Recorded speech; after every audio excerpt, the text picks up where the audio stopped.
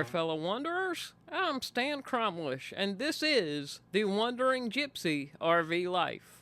After thousands of miles on the road, poor Bertie Bea's windshield had seen her better days. Rock chips, spider cracks, you name it. Bertie's windshield was a mess.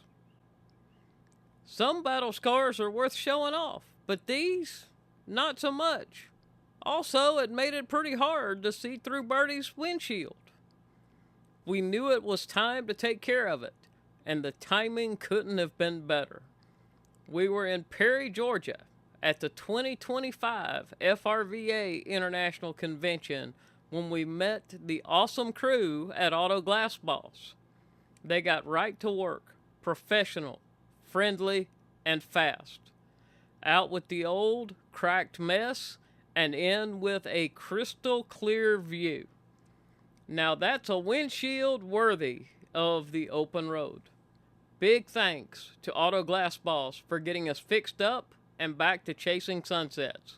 Onward with a clear view ahead. Thank you for joining this episode of the Wandering Gypsy RV Life.